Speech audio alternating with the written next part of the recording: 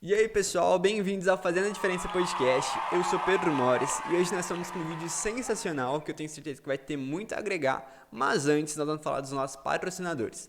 Para iniciar, nós temos a Gabriela Costa, maquiadora profissional artística, com um curso excepcional que ela tem, agora representante oficial da PIC 21, conteúdos inéditos lá no Instagram dela, nas redes sociais, Instagram, TikTok. Vocês não perdem por esperar em seguir e acompanhar, tem muita coisa sensacional e vocês não vão se arrepender de seguir ela. O Instagram dela está aqui embaixo. Também, pessoal, nós temos Evandro Rodrigues, engenheiro civil.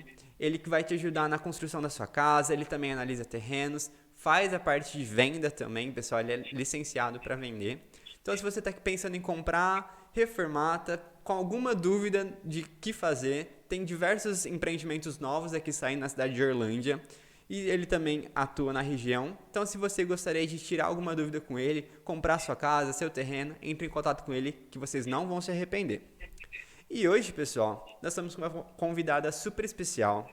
Ela que é psicóloga, formada pela Faculdade do Sagrado Coração de Bauru, apaixonada pela vida, pela psicologia, que vai nos agregar muito. Quero que recebam com muito carinho Fabiana Antonelli.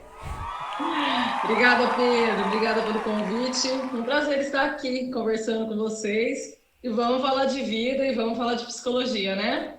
Com certeza. Fabiana, para iniciar, para quem não te conhece, se apresenta oficialmente pro pessoal. Sou Fabiana Antonelli, psicóloga. Entrei na Faculdade de Psicologia em 1999 e me formei, me formei em 2007. Depois eu vou contar essa trajetória aí. E desde que eu entrei na faculdade, me apaixonei pela ciência, né? E sigo aí, estudando psicologia, fazendo psicologia. Hoje atuo como psicóloga clínica em Bauru, atendimentos presenciais, online. E já trabalhei como psicóloga em empresas, dando treinamento, mas a clínica me chamou e estou aqui, Atendendo o chamado. atendendo o chamado. Exatamente isso. Fabiana, você sempre quis ser psicóloga, já imaginava isso desde a adolescência, por isso que já focou nessa área? Ou foi descobrindo, a vida te levando a isso e deu certo? Então, eu sempre fui uma curiosa, assim, sabe, do comportamento. Eu sempre fui muito observadora. Eu sempre me questionei muito, assim, observava as coisas, assim, o comportamento das pessoas, situações, e me questionava, nossa, por que que fulano falou assim? Por que ele respondeu desse jeito? Que brigaiada é essa? Que discussão é essa? Por que que não se dá bem e tal? Então, eu sempre fui muito curiosa. Lá em 1998, quando eu estava no terceiro colegial, não tínhamos, né, acesso à internet e tal. Então, assim, não tínhamos tanto acesso, tanta informação às profissões e carreira e tal. E eu comecei a ler no encarte que o pessoal distribuía, né, no terceiro colegial e tal, sobre as profissões e psicologia me chamou muita atenção. Eu prestei, na época, eu prestei enfermagem e psicologia. Psicologia foi a minha primeira opção, enfermagem segunda. E eu não sabia o que colocar como terceira opção, porque sempre tem três opções, né? E eu não soube o que colocar como terceira. Então, assim, as duas profissões era para lidar com gente, mas, assim, se eu tivesse entrado na enfermagem, eu não teria concluído, porque não me identificaria. Enfim. Aí fui fazer psicologia, prestei, passei, fui fazer. No primeiro ano, assim, levei um susto, porque você entra e você não começa a estudar psicologia, tem as matérias muito básicas, né?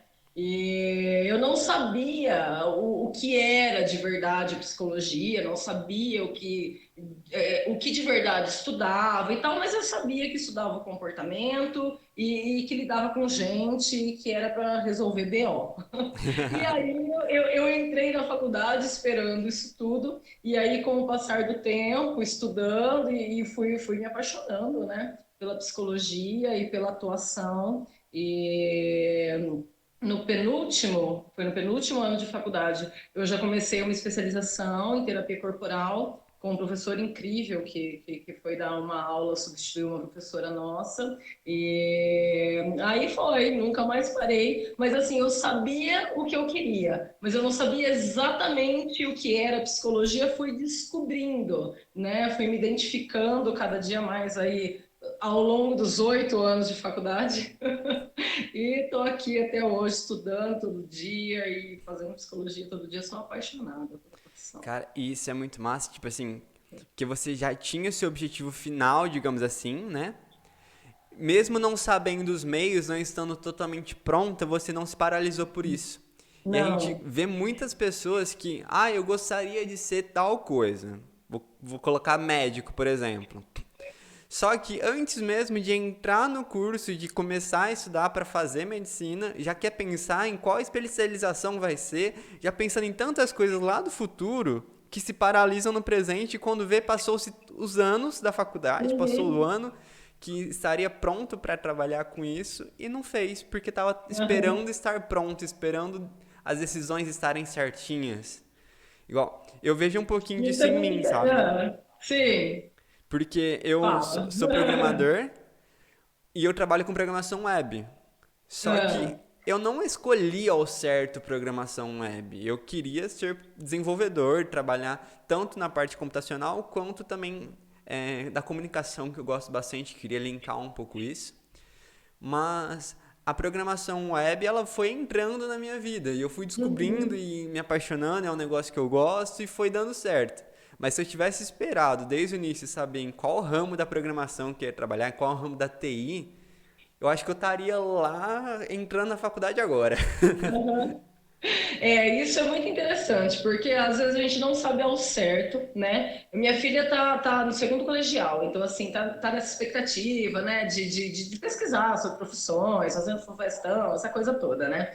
E sabe o que quer, mas assim, o que eu falo para ela? Vai e faz. Se você passar, se você entrar, você começa, né? Vai ver o que é. Vai experimentar isso, vai ver se é isso que você quer. Qualquer coisa você para, começa alguma outra coisa para tirar a dúvida. Mas quantas coisas a gente deixa de fazer nessa expectativa de já saber o que vai ser, como vai ser, o que eu quero, o que eu vou fazer depois, e a gente não vive o que está acontecendo agora. Né? Então, assim, quando a gente entra na faculdade, a gente entra meio que sem saber onde está entrando, né? A gente Sim. tem uma expectativa e tal, mas assim, é tudo muito diferente. Mas no decorrer do curso aí, assim é com tudo na vida, né? Você faz com certo direcionamento, com comprometimento, mas assim, para ver o que vai dar, né? Vai dar certo? Vai, se você fizer direito e tal, enfim. Mas assim, se a gente fica nessa expectativa, a gente fica esperando acontecer, né? Então a gente deixa a vida passar, o tempo vai passando, as coisas vão acontecendo e a gente não, assim, não estou decidido ainda, não sei exatamente o que eu quero. Começa a fazer e no caminho, né? As coisas vão se apresentando, a oportunidade aparece para quem está pronto, né? Você fica esperando, as coisas não chegam até você. Se você está indo, as coisas te encontram no Oh, caminho. isso é É assim verdade. que eu E penso. quando a gente pega, assim, né, algumas pessoas que não fizeram faculdade e tudo mais, acaba olhando e fala assim, nossa, você sempre foi muito decidido. Você sabia exatamente. E na verdade não, você realmente entra ali para descobrir como é que a área funciona, independente de qual tecnologia que seja, né, qual área que você pretende seguir. Você só sabe que você tem alguma coisa que te leva àquilo. O que Sim. exatamente você vai fazer com aquilo, você descobre no meio do caminho. Se for tentar Aham. descobrir tudo antes, impossível. Você se identifica, né? Não por acaso, a gente se identifica com a profissão, com o que a gente vai fazer, por quem a gente é, através daquilo que a gente aprendeu, né? Em casa, na escola, a gente vai se identificando, mas assim, todos nós estamos aqui com uma missão de vida, né? Todo mundo tem um propósito aí. E não tem que ficar, ai, qual será que é meu propósito? Depois que eu descobrir, eu vou fazer. Não, o propósito é viver, né? É ir vivendo o dia a dia, é ver acontecer, né? Então, primeiro você vai, né? Vai fazendo, e aí as coisas vão acontecendo, porque senão a gente não vive, não realiza e nada acontece, né? Verdade. E, Fabiana, na psicologia existem diversas abordagens, né? Diversas formas que você pode trabalhar. Como é que foi para você escolher uma delas? Como é que foi esse processo? Quando eu entrei na faculdade, eu fiquei muito confusa, né, com essa questão de abordagem, porque, assim, na minha inocência tinha uma abordagem só, né? Então, assim, aí você vai descobrindo que existem outras abordagens e dentro da abordagem é possível estudar outras coisas, né? Eu sempre acreditei numa psicologia que resolvesse as coisas. Então, assim, não sou contra nenhuma teoria, nenhuma abordagem, de forma alguma, mas, assim, eu nasci de 7 meses, eu tenho um pouco de pressa. Então, eu queria uma psicologia que a pessoa chegasse até mim, eu olhasse para aquilo e falasse para ela, ó, a questão é essa, você está conseguindo ver isso aqui? Isso aqui faz sentido para você? Então vamos lá, vamos resolver isso aqui, porque eu entendo que quem sofre, quem tem uma dor, não pode passar um tempo, é claro, que quando você faz uma terapia, igual eu tenho paciente de anos comigo, o paciente está ali porque ele vem resolver uma questão muito conflituosa no momento, mas depois, com o passar do tempo, ele se identifica com a terapia e ele vê que aquilo vai dando uma nova visão de vida, vai ampliando. Enfim, ele continua a psicologia e a terapia, e isso é muito bacana. Mas quando o paciente vem, ele precisa ver uma luz no fim do túnel. Né? E eu vi na terapia corporal, que foi a primeira especialização que eu fiz, foi a psicoterapia corporal neo-haitiana, que foi quando eu estava na faculdade ainda. Essa possibilidade, porque você olha para o corpo te indica, né, através das dores, dos entraves aí, né, do que você está sentindo, qual o sintoma que você apresenta, o que possivelmente está acontecendo aí com você, e aí você conversa diretamente com o paciente sem ter que ficar descobrindo muita coisa e tal. Isso a gente faz depois. E aí, recentemente, o ano passado, no começo do ano passado, eu descobri as 5 leis biológicas, já vinha estudando um pouco e tal, e aí eu fiz um curso que é a medicina germânica, que olha para você como um todo, né? Então, assim, ele sempre, as 5 leis biológicas, ela sempre vai considerar o seu corpo, o seu sintoma e o seu comportamento. Juntando isso tudo, então, se o paciente chega e fala assim, nossa, isso é uma dor de cabeça. Onde é que é sua dor de cabeça? Ah, é aqui na frente. Eu vou perguntar para o paciente o que vai matar a charada ali. Então, eu falo, você está se sentindo contrariado em alguma coisa? Geralmente o paciente fala, eu tô numa contrariedade com isso e aquilo e tal. Então, assim, quando você tem essa visão, você resolve a questão ali na hora. Então, assim, comportamento, sintoma, uma dor. Ah, mas eu não tenho dor de nada. Eu vim fazer terapia porque meu casamento tá meio esquisito. O que o paciente se comporta, o que ele traz, o que ele fala, a fala que o paciente mais fala, sabe? A palavra que ele mais traz. Então, assim, a gente olha para aquilo e fala: você tem a sensação que você está nadando, nadando e morrendo na praia? Tenho. Né? Então, você vai trazendo para o paciente algumas falas, algum olhar que o paciente fala: meu, é isso, é isso que eu tenho que olhar. E eu acredito que a partir do momento que você descobre que é aquilo que te dói, que tem gente que fala assim: eu vim porque eu tenho alguma coisa acontecendo, mas eu não sei te explicar o que é. Alguma coisa me dói, me incomoda, é uma angústia. Geralmente a pessoa fala assim: tô com uma angústia, né? Então, assim, o que que tem aqui? Né? Sim. Então, é olhar para o paciente como um todo e mostrar para ele que existe luz no fim do túnel. E aí o paciente vai aprendendo por si só trilhar o próprio caminho, porque psicologia é isso, né? As pessoas acham que vai o psicólogo vai falar o que está acontecendo, o que ele tem que fazer, e aí vai viver bem. Não, né? A pessoa vai se descobrir. Ela vai olhar para si, vai descobrir tudo o que ela pode fazer a partir de quem ela já é. Né? A gente não tem que consertar nada, arrumar nada, ser melhor do que já é, evoluir, não. A gente precisa alinhar, né, quem somos, com o que queremos, com o que viemos fazer aqui. E aí a gente nada de braçada. É fácil? Não é. É um trabalho árduo, né? Mas vale a pena, vale muito a pena. Essa visão em que você falou das pessoas achar que vai no psicólogo e ele vai resolver todos os problemas, isso acontece demais. Como se fosse. O psicólogo tem um manual da vida ali. Ah, tá com um problema nisso? Deixa eu ver aqui, ó. Reza 2 Pai Nosso, 3 Ave Maria, pede perdão. Tá pronto. receita de bolo, né? E não Não é, é a bem vida é muito assim. mais complexa que isso, e que bom, porque se ela fosse muito simples, eu acho que perderia a graça. É, porque a vida é esse descobrir, né? A vida é esse fazer, refazer, se construir, se reconstruir diante das adversidades, né? E assim, o paciente vem, muitas vezes achando que o problema é um, e você olha, a questão é outra, né? E aí, quando você trabalha essa questão, a gente fala, então é isso, é por isso que eu me sinto assim, é por isso que eu reajo assim. E aí a gente vai aprendendo a lidar nas coisas mais simples do dia a dia. Por que eu sempre respondo desse jeito? Por que eu reajo desse jeito? Por que eu choro assim? Por que eu fico muito triste quando eu lembro disso ou daquilo? Então a gente vai trabalhando essas questões e não tem receita de bolo. Por quê? Eu posso estar passando pelo mesmo problema que você. Vamos pegar um problema comum aqui que todos passamos, pandemia, né? Sim. Eu vi de um jeito, eu sobrevivi de um jeito, eu reagi de um jeito, e você que estava passando pela mesma fase, em outra fase da vida, em outra cidade, em outra situação, viu de outro. Então, assim, o que é um grande problema para mim, de repente para você não é. O que para mim é muito complicado, de repente para você não é. Então, assim, não existe receita de bolo, né? A psicologia é individualizada, é um trabalho individualizado.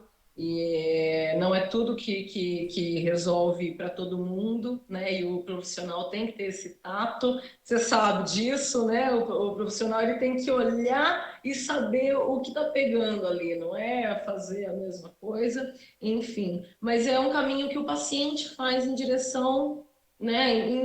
Voltando para si mesmo. E quando o paciente volta para si, ele se reencontra e assim a gente vive muito melhor. Muito melhor, experiência própria. Até porque não tem como a gente ajudar quem não quer ser ajudado também, né? Não, faz parte da cura o desejo de ser curado, né? Então, assim, o paciente que vem geralmente trazido por alguém, porque está numa situação muito difícil e tal, geralmente é o paciente que ou não volta ou demora a engrenar. O paciente reconhece, né, que tem alguma coisa ali que precisa de muita atenção e que precisa ser olhado, geralmente é aquele paciente que marca assim, a primeira sessão na quinta, a segunda sessão na segunda, sabe? É o paciente que quer vir para olhar o que tem ali e quando ele se descobre, ele fala: é isso, então esse sou eu, né? É isso aqui que eu tenho que fazer. E aí fica mais fácil, porque a gente sinaliza a estrada, né? Uma estrada sinalizada e iluminada é muito mais fácil de você trilhar e chegar ao seu destino do que uma estrada esburacada, sem iluminação, né, cheia de atalhos, sabe? E às vezes é mais simples do que a gente pensa. Sim. E Fabiana, falando com a profissional psicóloga, né, no ponto de vista que ninguém vê, quais que são as maiores dificuldades que você acaba encontrando na psicologia? Você acha que talvez seria ser reconhecida no mercado, ou essa questão de no começo lidar com perceber que cada um é muito diferente, ter essa primeira dinâmica para você conseguir se centralizar e montar o seu método? Como que você enxerga suas principais dificuldades nessa área? Hoje com o advento aí das redes sociais e tal, né, da internet, tecnologia, a psicologia acabou sendo mais difundida, né, e melhor aceita. Antigamente, psicologia era coisa de louco, né, e Sim, hoje eu vejo que as pessoas recebem de uma forma melhor, né, a terapia. Antes era uma ofensa, né, a gente fala, vai se tratar. Então, assim, as pessoas recebiam como ofensa.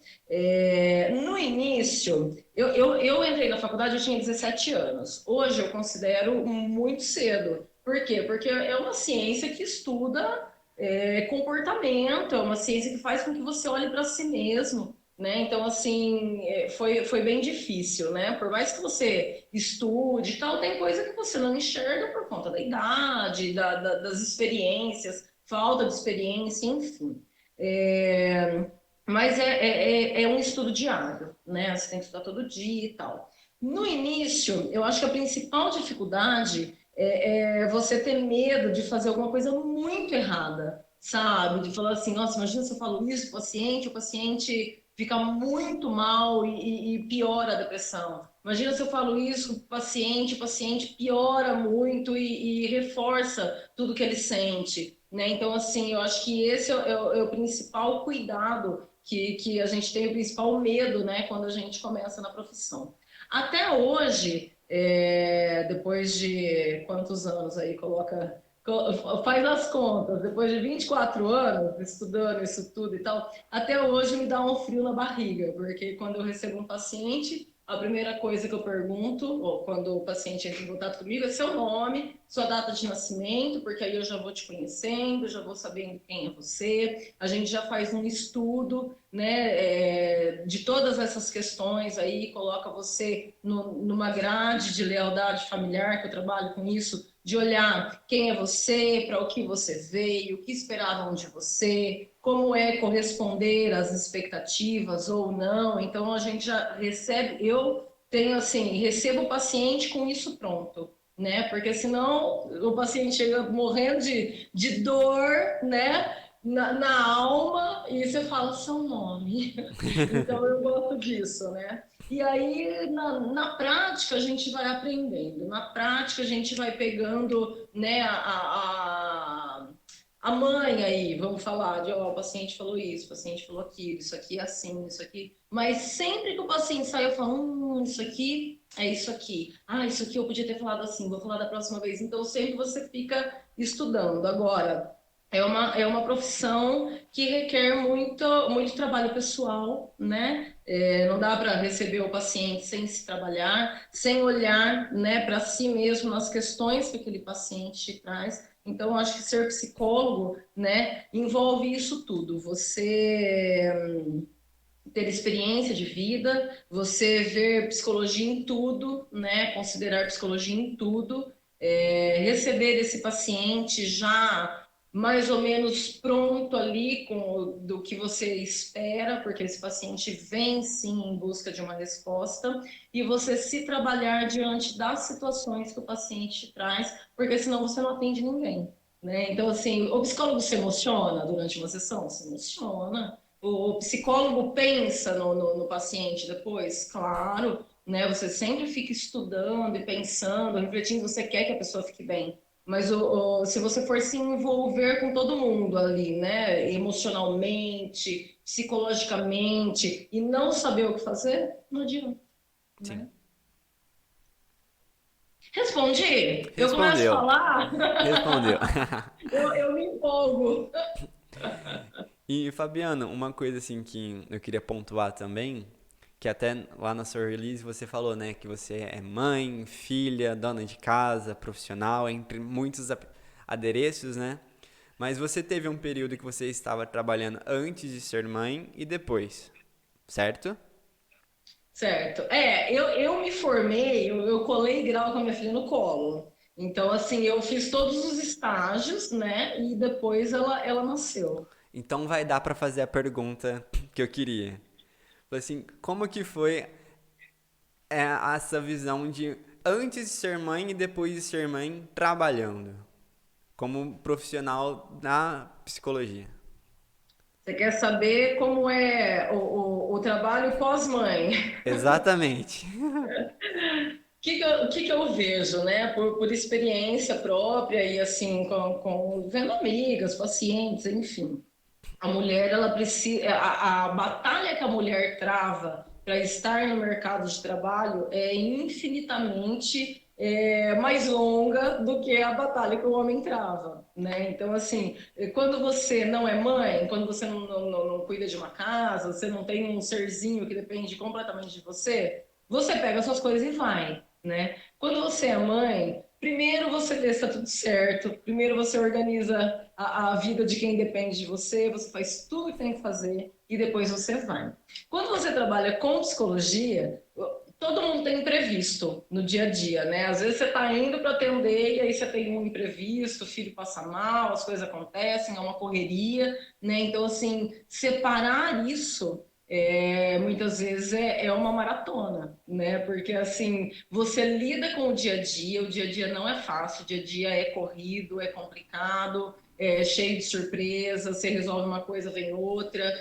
as tarefas do dia a dia não acabam nunca, né? Agora minha filha tá com quase 17 anos, ela se vira muitíssimo bem sozinha, mas quando é criança, você tem que fazer praticamente tudo, né? E aí você se desligar disso para sentar na frente de alguém que tem uma urgência, né? E olhar para aquele problema e apresentar um caminho e tal, é uma tarefa assim, ó, suada, né? Então requer o estudo, requer o trabalho pessoal para que você não envolva as suas questões pessoais ali. É possível trabalhar depois de mãe, depois em casa, isso, aquilo? Sim, muito, né? Aliás, o trabalho vai realizando a gente, né? A gente aprende, Claro. Pedro, que o trabalho é um castigo, né? É algo árduo e tal. Mas não, o trabalho é algo que traz de volta quem somos, que reacende, né, quem somos, que mostra para o que a gente veio. Todos temos uma função, né, através do nosso trabalho, enfim. Mas quando temos uma casa, quando temos filho e tal, como fala, a manobra. A manobra que você tem que fazer para sentar na frente de um paciente e falar, tá, agora vamos lá. É maior, com certeza. Mas É, ser irmã te dá uma experiência gigantesca para você ver a vida de outro ângulo, com outros olhos, considerar outras coisas. Enfim. eu fiz essa pergunta propositalmente mesmo, porque eu imagino assim, que deve ser algo muito difícil, muito prazeroso também ao mesmo tempo, porque eu sei que existem inúmeros benefícios em você ser mãe, ser pai, né? Você ter uma outra pessoa que depende de você ali, é um amor incondicional. Eu ainda não tive essa experiência, espero um dia ter, né? E graças a Deus que eu não tive ainda, porque eu sou muito novo para isso. Mas é, eu acho que, tipo assim, você se realiza em muitos tópicos e essa sua fala que teve foi muito bonita, sabe? Que o trabalho, ele te realiza tanto quanto de ser mãe te realizou em outros tópicos e Uhum. uma coisa complementa a outra, nada exclui a outra. Eu acho que São, é esse o são principal ponto que eu queria compartimentos chegar. diferentes da vida, exatamente isso. São compartimentos diferentes que se completam, né? Sim, Uhum. Quantos anos você tem? eu tenho 21 anos. Oh, meu Deus! Tô Eu velho já, tenho, eu ó, cabelo tenho, branco. eu tenho o dobro da sua idade.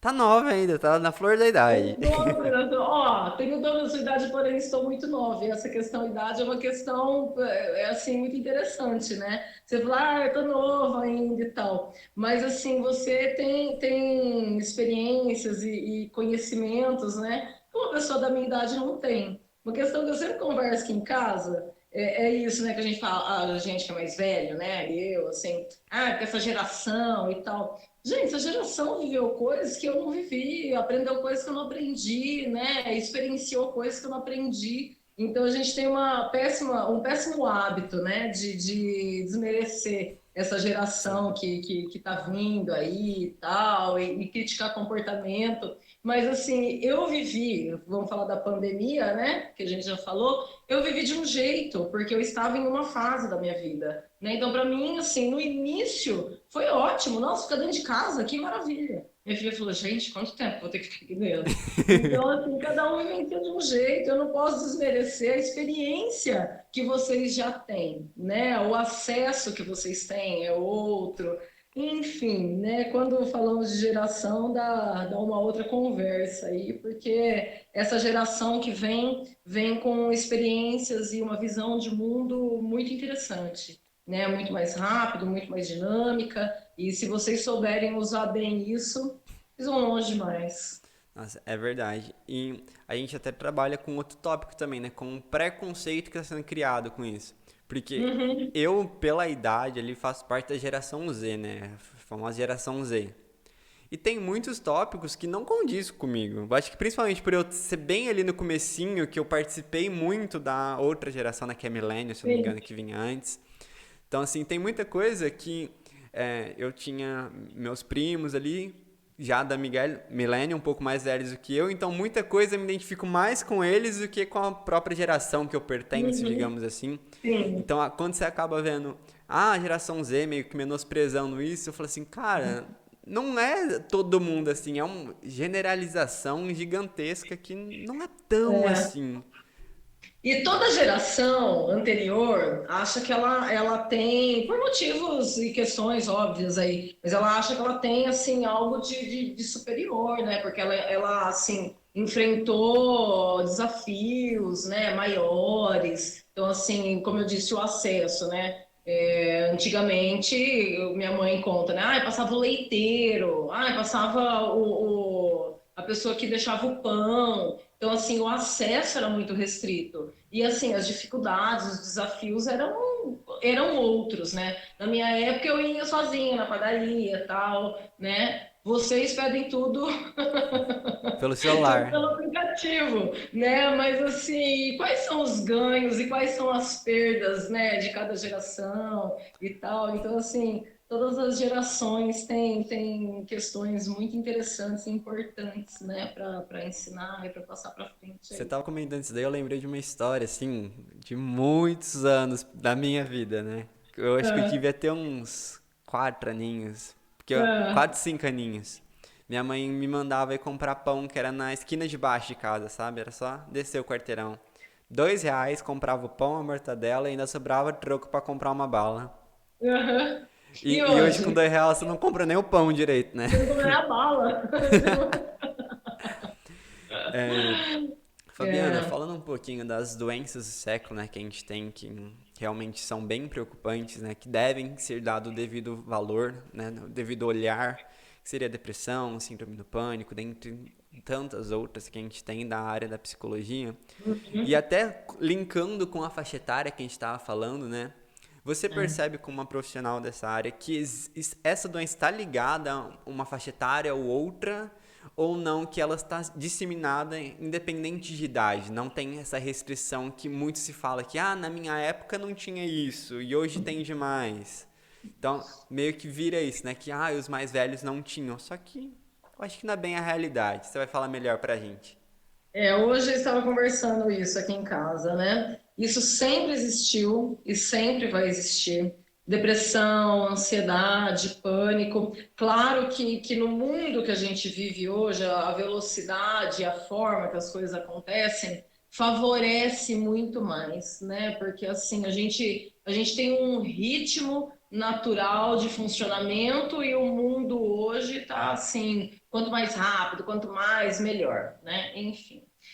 A gente fala, né? Ah, essa geração, na minha época não tinha isso, tinha sim, né? Então, assim, eu atendo pessoas com depressão, pânico, ansiedade, de todas as idades, mesmo. Assim, de criança, adolescente. Eu não trabalho muito com criança. Quando eu trabalho com uma mãe que tá com alguma questão grave e tal, e precisa trazer a criança junto, eu atendo. Mas eu atendo, assim, a partir dos 14, 15 anos, né? Mas assim, eu já tenho de criança, né, com síndrome do pânico, depressão, ansiedade, até idosos, né? Então, assim, é para todo mundo, não é só para essa geração. O que acontece é que na minha época, como dizem os antigos, a gente lidava com isso tudo de outra forma. Né? Então, assim, ou a gente não expressava, ou assim, antigamente as pessoas falavam assim, ah, fulano sofre dos nervos. Olha só, né? Então, assim, não tinha diagnóstico, não tinha nome, né? Ah, a pessoa tem um comportamento esquisito. Ah, a pessoa é nervosa,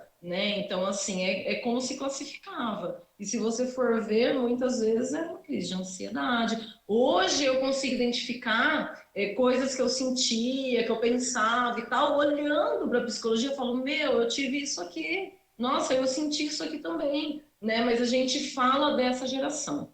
Hoje, o que mais vem, além de relacionamentos, que as pessoas vêm muito para olhar para o relacionamento, para cuidar do relacionamento e tal. Às vezes não para cuidar, mas assim, tá no fim, aí a gente vai, né? Depressão, ansiedade e pânico. É o que mais aparece. Por conta das exigências que a gente vive, por conta desse mundo que funciona numa velocidade muito doida, né? E assim, os adolescentes, as crianças ficaram trancados, são altamente exigidos, né? Nós, adultos aí de meia idade, temos a exigência, hoje uma mulher de 40, vou fazer 42 anos no mês que vem. Uma mulher de 40 e poucos anos, ela não pode estar envelhecida, ela não pode ter um aspecto cansado, né? Então, assim, a cobrança para que você seja mãe, mulher, profissional, atleta, assim, de diversos esportes, dieta em dia, vida social, amigos, você tem que ser incrível, né? Então, a gente precisa, assim, dar um passo atrás nisso tudo, tirar um pouco o pé, né, do acelerador, porque assim não dá para ser incrível o tempo todo. Não dá para fazer tudo muito bem feito. Então, às vezes, eu preciso ser muitíssimo boa mãe pela fase que o filho está passando. Eu não vou ser a melhor atleta da vida, eu não vou ser a melhor profissional. Quando eu estou no meu auge profissional, às vezes eu acabo, né, deixando um pouco a casa, a academia. Então, assim, essa cobrança traz uma insegurança muito grande, traz uma cobrança, uma autocobrança muito grande, e assim, criança, adultos jovens, idosos, está todo mundo no mesmo barco. Infelizmente é o que mais aparece. E uma fala que você teve aí que me lembrou, na verdade, né? Foi realmente esse lance de que o seu 100% ele é diferente nos períodos da vida. Que às É, vezes o seu 100% é 30% de quem você tem naquele momento. E tá tudo bem. E quando tá eu tudo bem. descobri isso, quando me falaram, Pedro, esse é o seu melhor agora. Pode não ser o seu melhor quando você tá com 100% da sua energia, mas é o melhor que você tem agora. Você fez o seu melhor. Eu lembro uma vez eu conversando com minha professora de inglês, que é uma grande amiga minha, e ela tá fazendo psicologia nos Estados Unidos. E ela me falou isso, sabe? Que eu falei assim, eu tava na faculdade ainda, falei assim, tirei tais notas, não foi tão bom quanto eu gostaria, não foi o meu melhor. Ela falou assim, Pedro, você tá fazendo muita coisa. Esse foi sim o seu melhor. Você não teria feito melhor, porque dentro das suas condições naquele momento você deu o seu melhor Foi o naquilo. seu melhor. E tá tudo Uhum. bem. E essa É. virada de chave assim muda muito a cabeça, realmente. E sabe o que eu acho incrível nesse papo que a gente está tendo aqui? Eu já tinha pensado nisso algumas vezes e conversando com você me reafirma isso, né? Essa geração mais nova, vocês têm a possibilidade de olhar para algumas questões mais cedo, né? Então, assim, isso tudo já, essa informação toda, essa questão toda, esse trabalho de, ó, o seu 100% às vezes vai ser 30%, tá tudo bem. Você tá fazendo o melhor que você pode no momento? Sim, então tá tudo bem, né? Você não precisa dar conta de tudo da melhor forma possível. Você pode só dar conta, né? Pode só tá feito ali. Que a gente não fique relaxado com isso, mas assim, tá feito, tá legal, né? Vocês olhando para isso mais cedo, a possibilidade que vocês têm de fazer outras coisas é muito maior. Né? Sim. Infelizmente, eu sou da geração ainda, não sei se usa mais falar isso, mas assim, eu sou da geração que fala assim, você não fez mais do que sua obrigação.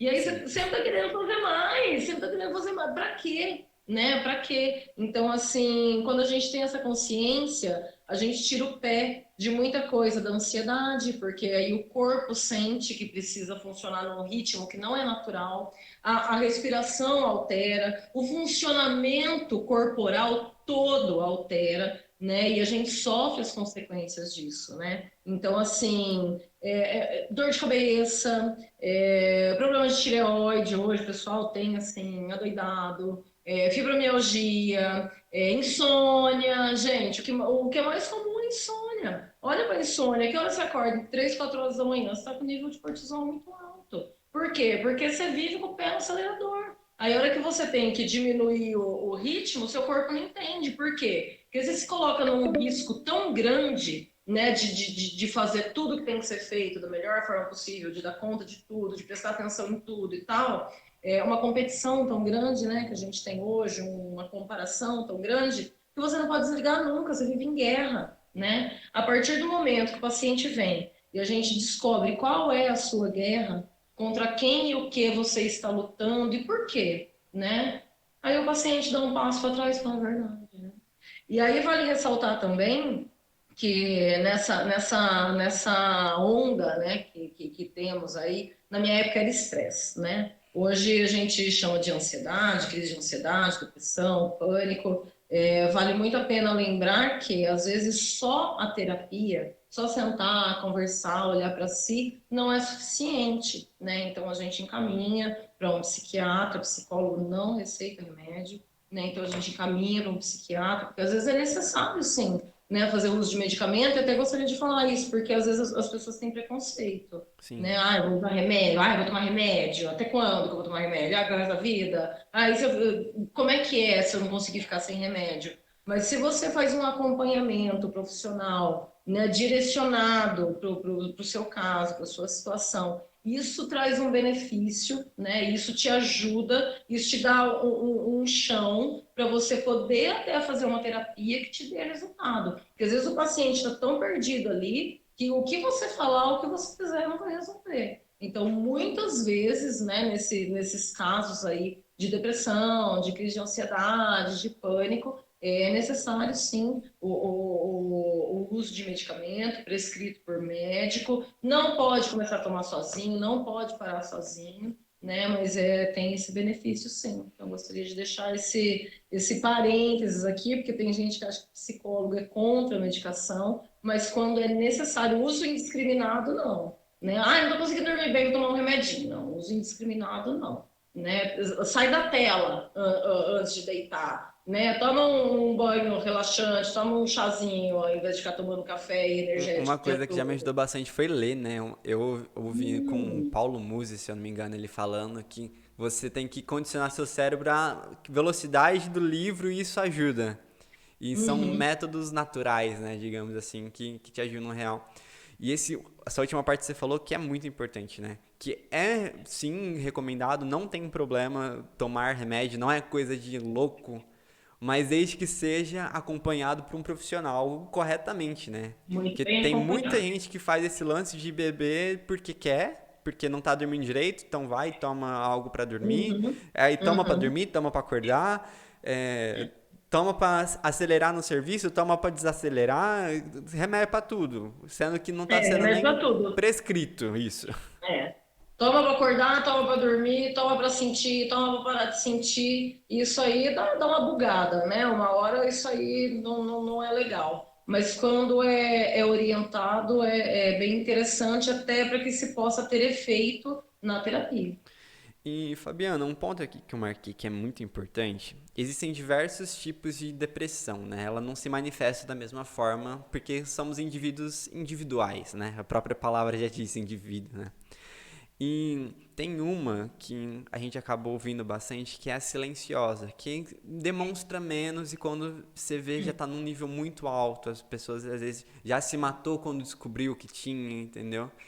E você, como uma profissional que trabalha com isso, existem formas, a gente consegue ter alguns resquícios que a gente pode ficar atento com um amigo, com um familiar, ou isso é realmente muito difícil de identificar, precisa de um olhar mais clínico mesmo? É. A depressão silenciosa, eu acredito que seja mais comum do que a gente pensa, né? É muito comum. E assim, é diferente você estar num estado depressivo do que você estar numa depressão. Um estado depressivo, uma mulher que está de TPM, por exemplo, ela entra num estadinho depressivo ali, fica mal, chorosinha, 2, 3 dias, ai meu Deus, parece que a vida não tem sentido, que triste, passa, né? A depressão silenciosa é a pessoa que continua fazendo tudo que ela faz, né, na vida dela, ela continua dando conta de tudo, ela continua vivendo a vida, mas ela muda o comportamento, né? Então, assim, não é a pessoa que fala tanto mais quanto falava, não é a pessoa que dá a risada, que dá, ela sorri, mas ela não dá mais a mesma risada. O olhar dessa pessoa fica muito retirado, fica distante, né? Então, assim, a gente começa a observar os comportamentos, porque a gente fala assim: ah, o fulano tá com depressão, faz 3, 4 dias que ele não toma banho. Ah, fulano tá com depressão, ele só chora, é o que a gente olha.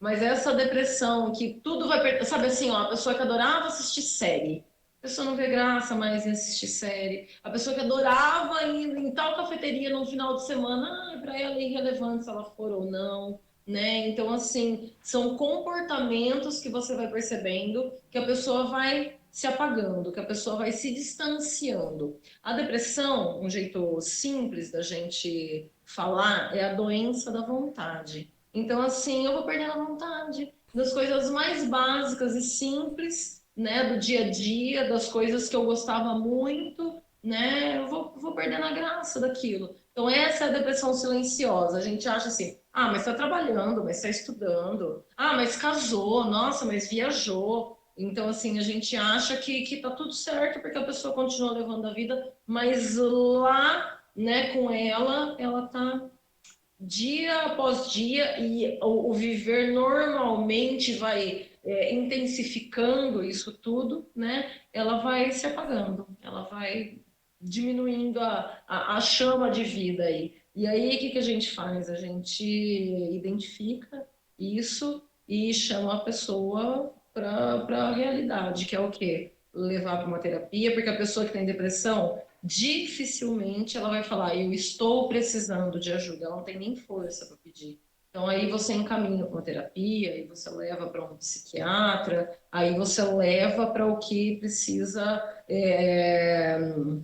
o que tem condições, né, de olhar para isso, e é muito comum. Então observar aí, e assim, em qualquer idade também, tá?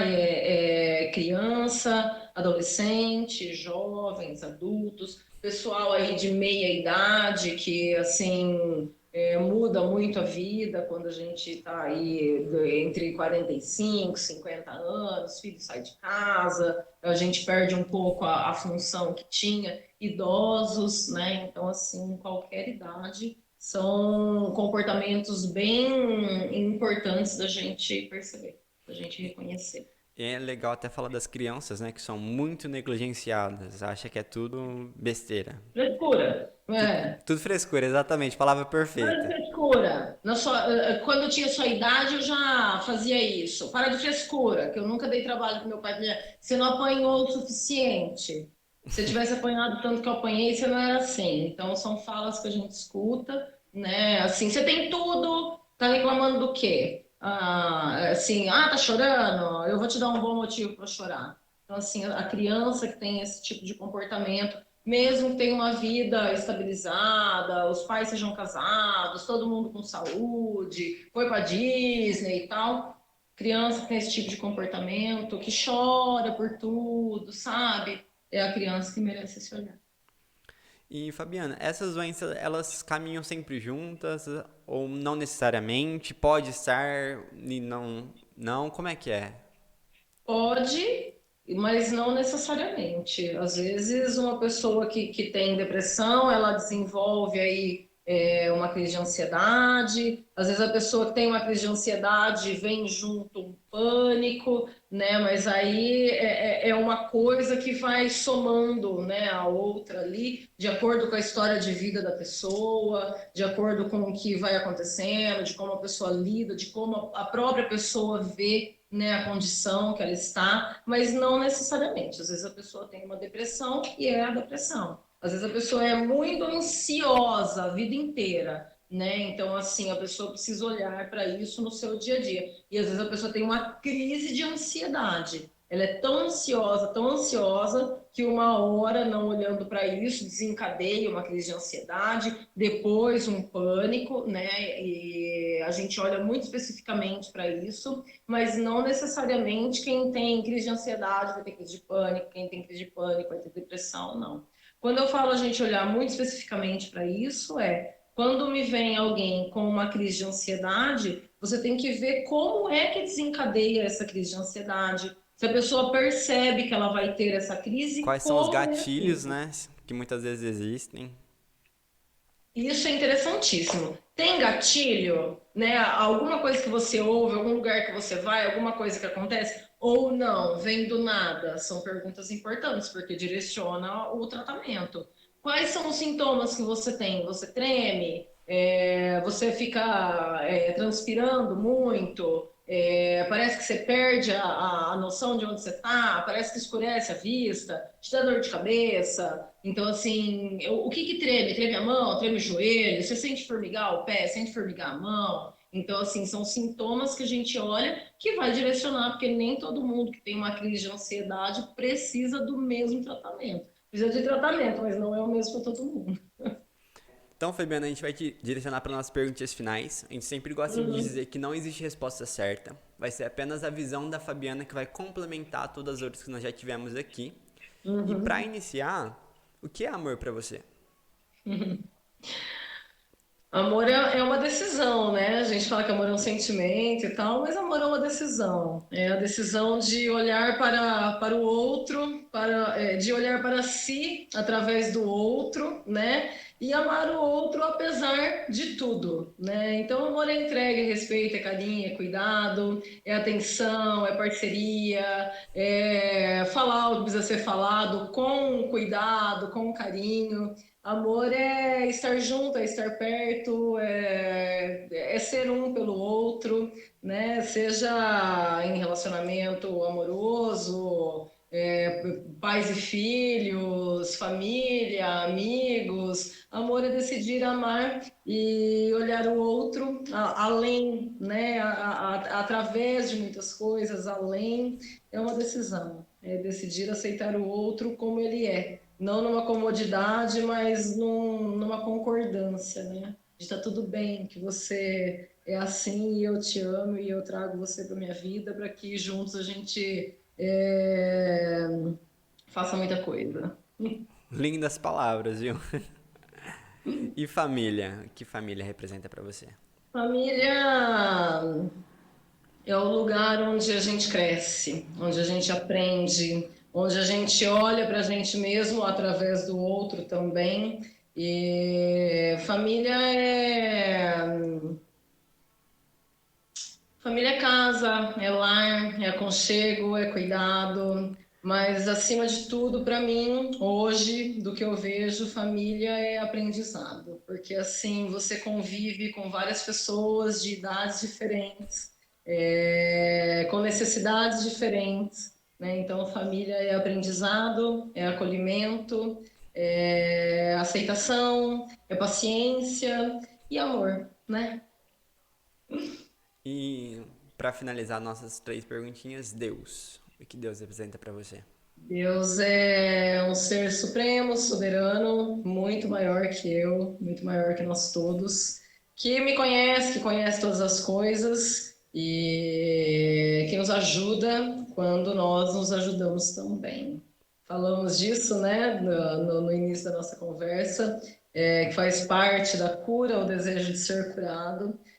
Deus é aquele ser grande e superior que nos impulsiona para a vida, que nos deu a vida e nos impulsiona para a vida. E se a gente olhar bem atento, ou até mesmo um pouco distraído, a gente vê que ele está presente em tudo, né? Sim. Em tudo. Em tudo a gente pode ver a grandeza, a beleza, nas pessoas, nas falas, numa conversa, no dia a dia, nas pequenas belezas que passam aí desapercebidas. Deus é isso, né?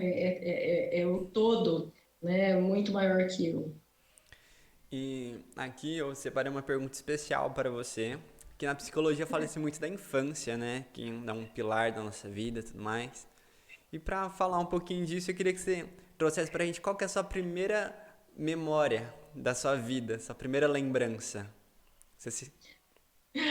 Então, a primeira memória que eu tenho é de quando criança, quando eu tinha uns 3 anos aproximadamente, e eu na primeira casa que eu morava com os meus pais, eu brincando na frente da casa, assim, no portão, lembro da grade, da tinta da grade, né? Lembro de detalhes assim, e meu pai chegando. Lembro do piso, aquele piso vermelho ainda que tinha Aquele na época. vermelhão, né?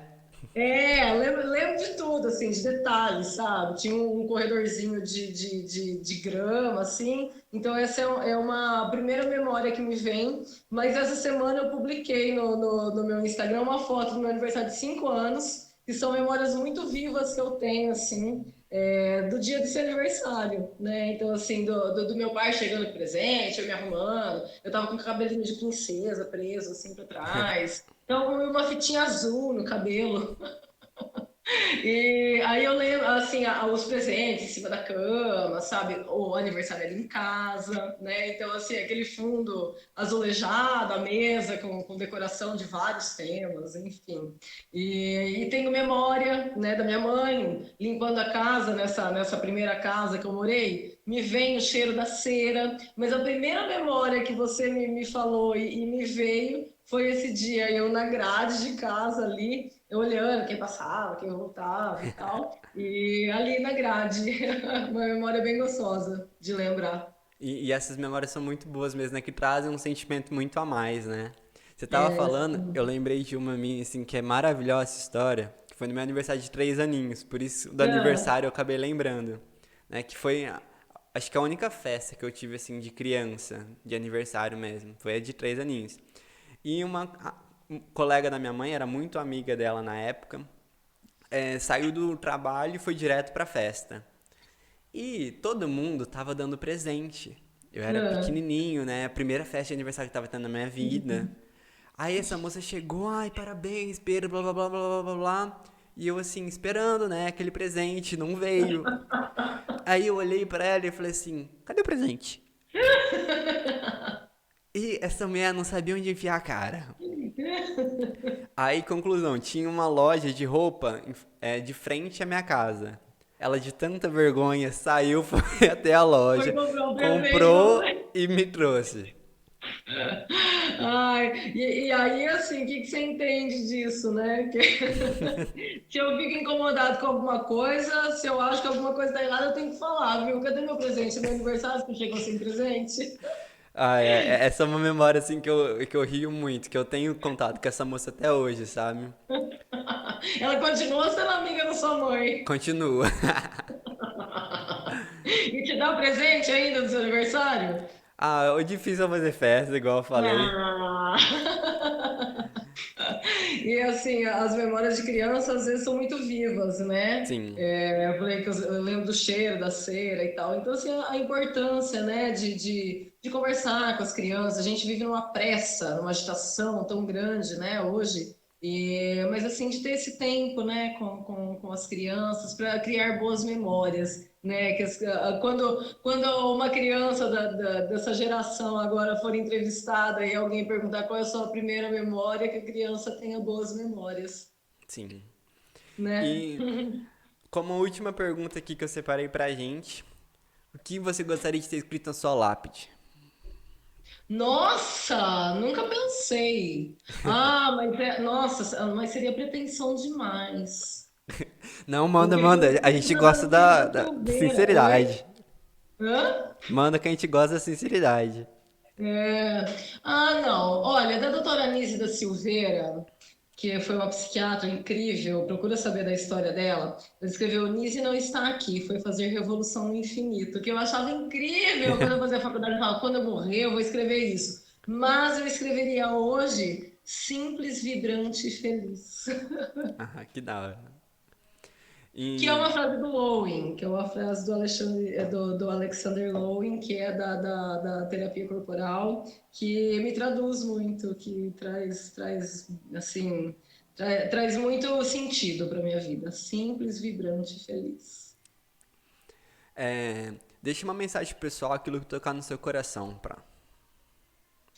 Olha, estamos aqui todos, né, no mesmo barco, nesse mundo doido, e a vida é muito boa, muito bonita e merece ser vivida, né, todos os dias. Às vezes a gente fica esperando, né, que alguma coisa aconteça, que alguma coisa assim, nossa, astronômica aconteça na vida da gente, pra gente ver graça, pra gente começar a viver, pra gente decidir e tal, mas a vida tá aí para ser vivida todos os dias, né? Então, assim, que a gente veja graça nas pequenas coisas, nas coisas mais simples, que a gente veja a beleza, né, nas sutilezas da vida, né, e que a gente olhe para a gente mesmo e entenda o que é que tem ali, por que que dói, por que que incomoda, e consertar aquilo, e arrumar aquilo, e colocar no lugar, porque tem muita coisa para a gente viver, assim, todos os dias, né? Então, assim, eu lembro de uma viagem, uma memória de infância, que eu fui o caminho todo falando, a gente tava indo pra praia.